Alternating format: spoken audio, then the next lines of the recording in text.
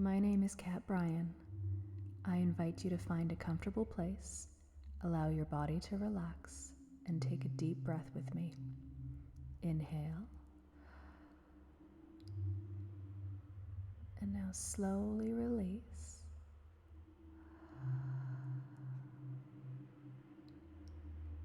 Today we will be reading Chapter 3 of Jane Eyre by Charlotte Bronte. Let's get started.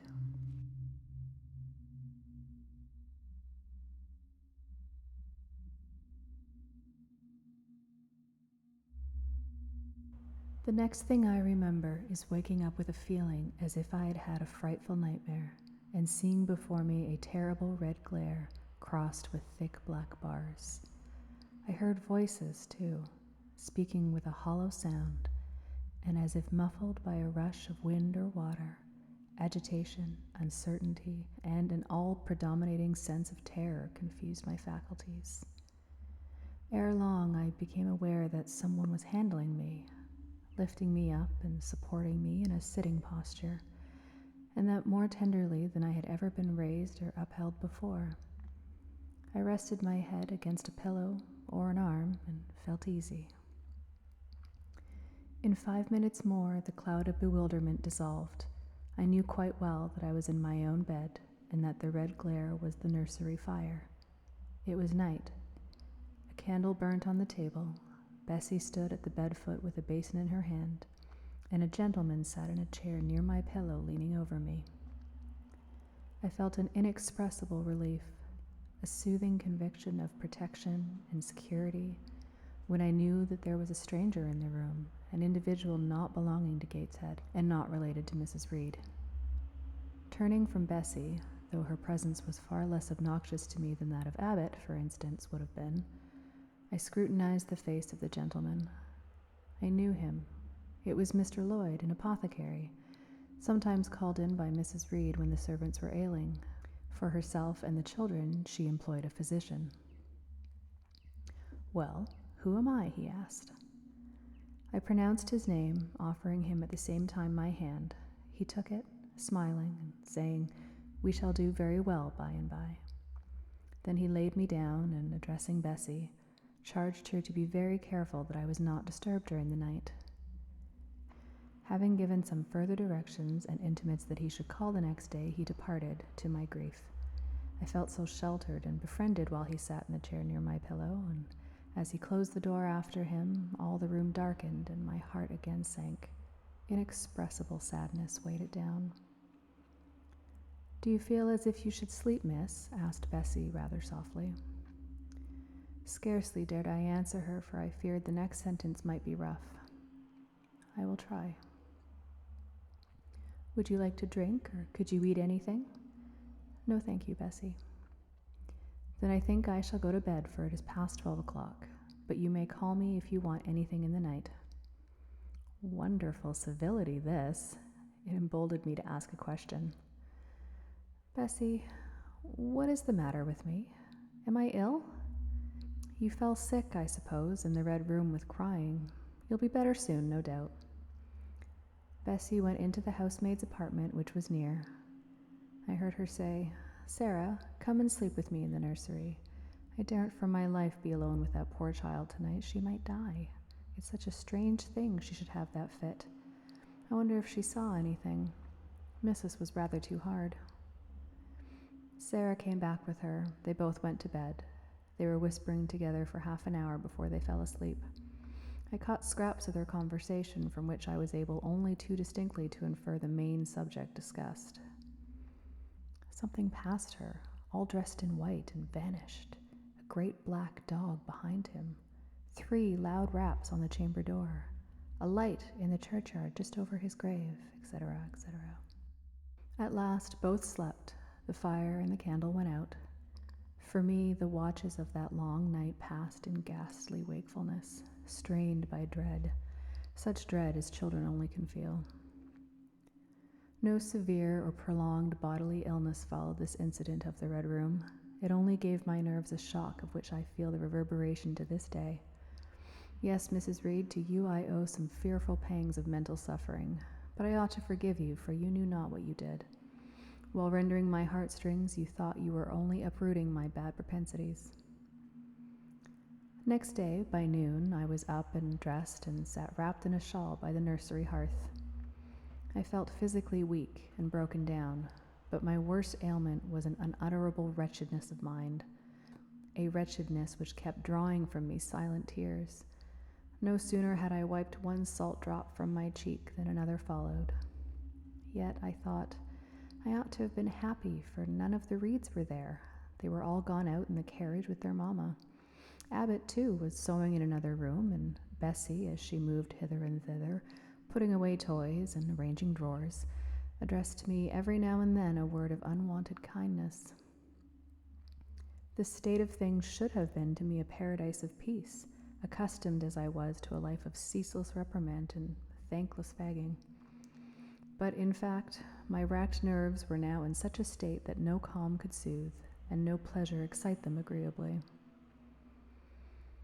Bessie had been down into the kitchen, and she brought up with her a tart on a certain brightly painted china plate, whose bird of paradise, nestling in a wreath of convolvuli and rosebuds, had been wont to stir in me a most enthusiastic sense of admiration, and which plate I had often petitioned to be allowed to take in my hand in order to examine it more closely, but had always hitherto been deemed unworthy of such a privilege. This precious vessel was now placed on my knee, and I was cordially invited to eat the circlet of delicate pastry upon it. Vain favor coming, like most other favors long deferred and often wished for, too late. I could not eat the tart, and the plumage of the bird, the tints of the flowers seemed strangely faded. I put both plate and tart away. Bessie asked if I would have a book. The word book acted as a transient stimulus, and I begged her to fetch Gulliver's Travels from the library. This book I had again and again perused with delight. I considered it a narrative of facts, and discovered in it a vein of interest deeper than what I had found in fairy tales. For as to elves, having sought them in vain among foxglove's leaves and bells, under mushrooms and beneath the ground ivy mantling old wall nooks, I had at length made up my mind to the sad truth that they were all gone out of England to some savage country where the woods were wilder and thicker, and the population more scant, whereas Lilliput and Brobdingnag being, in my creed, solid parts of the earth's surface, I doubted not that I might one day, by taking a long voyage, see with my own eyes the little fields, houses, and trees, the diminutive people, the tiny cows, sheep, and birds of the one realm, and the cornfields, forest high, the mighty mastiffs, the monster cats, the tower-like men and women of the other. Yet when this cherished volume was now placed in my hand, when I turned over its leaves and sought in its marvelous pictures the charm I had till now never failed to find, all was eerie and dreary. The giants were gaunt goblins, the pygmies malevolent and fearful imps, Gulliver a most desolate wanderer in most dread and dangerous regions. I closed the book, which I dared no longer peruse, and put it on the table beside the untasted tart. Bessie had now finished dusting and tidying the room, and having washed her hands, she opened a certain little drawer full of splendid shreds of silk and satin, and began making a new bonnet for Georgiana's doll. Meantime she sang. Her song was, "In the days when we went gypsying a long time ago." I had often heard the song before, and always with lively delight, for Bessie had a sweet voice. At least I thought so. But now, though her voice was still sweet, I found in its melody an indescribable sadness. Sometimes, preoccupied with her work, she sang the refrain very low, very lingeringly. "A long time ago" came out like the saddest cadence of a funeral hymn. She passed into another ballad, this time a really doleful one. "My feet they are sore, and my limbs they are weary. Long is the way, and the mountains are wild. Soon will the twilight close moonless and dreary over the path of the poor orphan child. Why did they send me so far and so lonely, up where the moors spread and grey rocks are piled? Men are hard-hearted, and kind angels only watch over the steps of a poor orphan child. Yet distant and soft the night breeze is blowing, clouds there are none, and clear stars beam mild. God in his mercy protection is showing, comfort and hope to the poor orphan child." Even should I fall o'er the broken bridge passing, or stay in the marshes by false lights beguiled, still will my Father, with promise and blessing, take to his bosom the poor orphan child. There is a thought that for strength should avail me, though both of shelter and kindred despoiled. Heaven is a home, and a rest will not fail me. God is a friend to the poor orphan child. Come, Miss Jane, don't cry, said Bessie as she finished.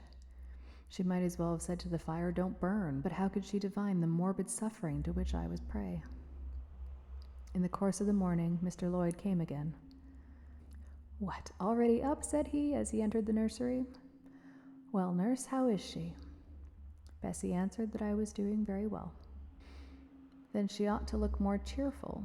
Come here, Miss Jane. Your name is Jane, is it not? Yes, sir, Jane Eyre. Well, you have been crying, Miss Jane Eyre. Can you tell me what about? Have you any pain? No, sir.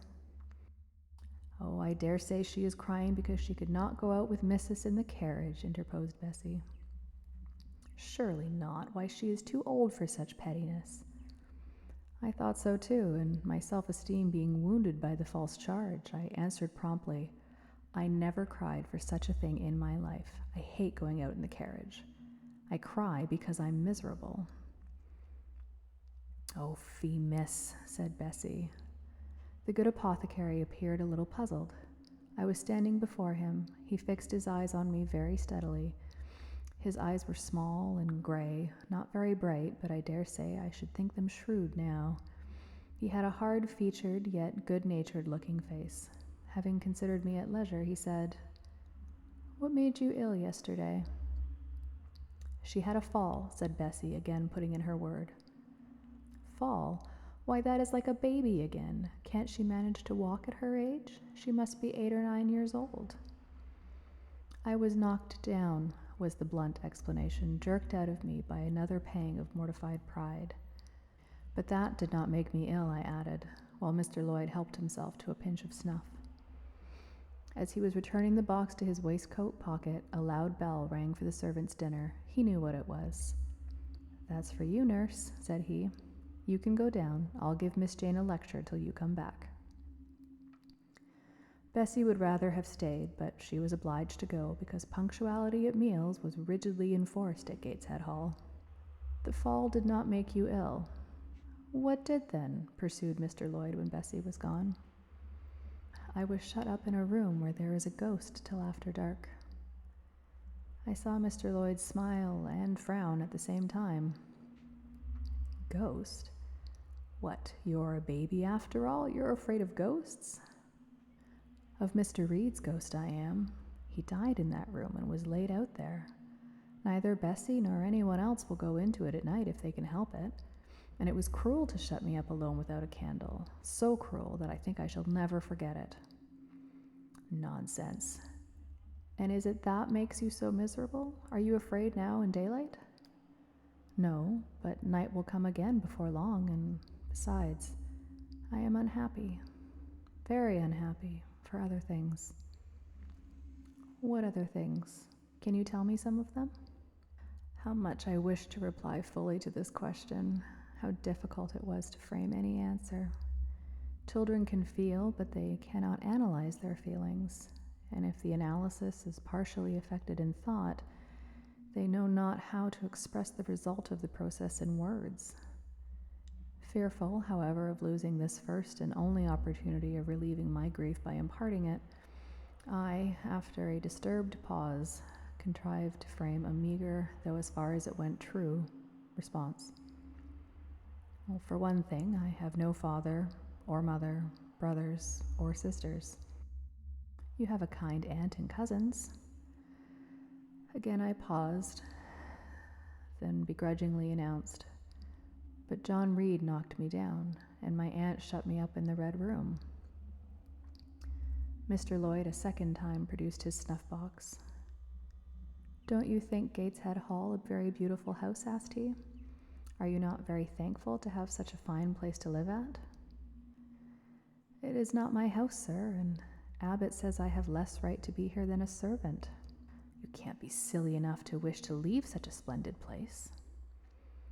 If I had anywhere else to go, I should be glad to leave it, but I can never get away from Gateshead till I am a woman. Perhaps you may. Who knows? Have you any relations besides Mrs. Reed? I think not, sir. None belonging to your father? I don't know.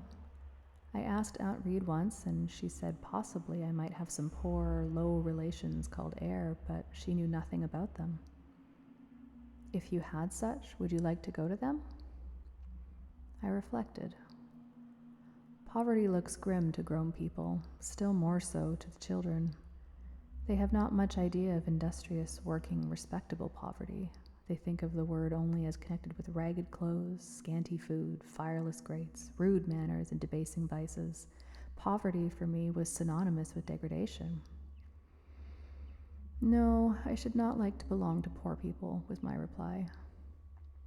Not even if they were kind to you? I shook my head. I could not see how poor people had the means of being kind. And then to learn to speak like them, to adopt their manners, to be uneducated, to grow up like one of the poor women I saw sometimes nursing their children or washing their clothes at the cottage doors at the village of Gateshead. No, I was not heroic enough to purchase liberty at the price of caste. But are your relatives so very poor? Are they working people?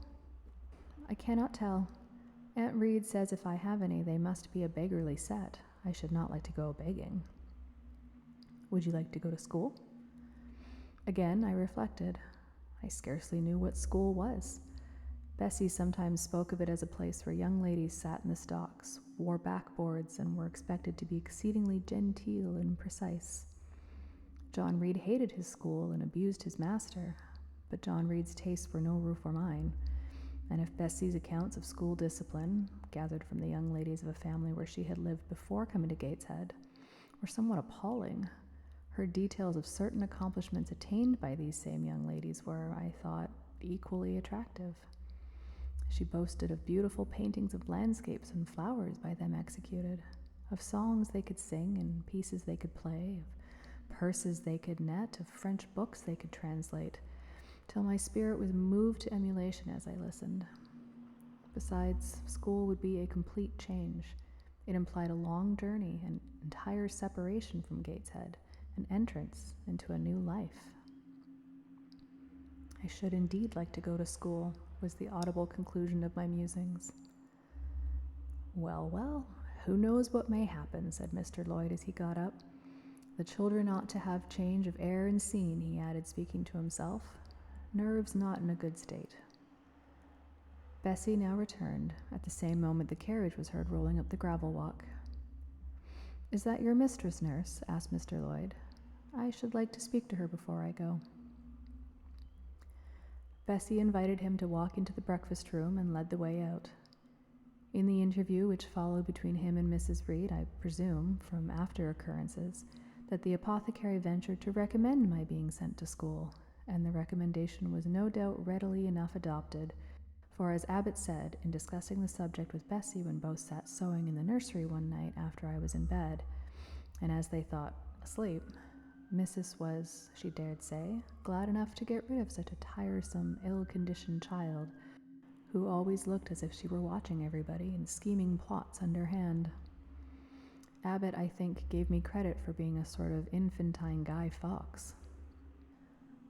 On that same occasion, I learned for the first time from Miss Abbot's communications to Bessie that my father had been a poor clergyman, that my mother had married him against the wishes of her friends, who considered the match beneath her, that my grandfather Reed was so irritated at her disobedience he cut her off without a shilling, and that after my mother and father had been married a year, the latter caught the typhus fever while visiting amongst the poor of a large manufacturing town where his curacy was situated, and where that disease was then prevalent, that my mother took the infection from him, and both died within a month of each other. Bessie, when she heard this narrative, sighed and said, Poor Miss Jane is to be pitied too, Abbot. Yes, responded Abbot, if she were a nice, pretty child, one might compassionate her forlornness, but one really cannot care for such a little toad as that. Not a great deal, to be sure, agreed Bessie. At any rate, a beauty like Miss Georgiana would be more moving in the same condition. Yes, I dote on Miss Georgiana, cried the fervent abbot. Little darling with her long curls and her blue eyes and such a sweet color as she has, just as if she were painted. Bessie, I could fancy a Welsh rabbit for supper. So could I, with a roast onion. Come, we'll go down. They went. End of chapter 3.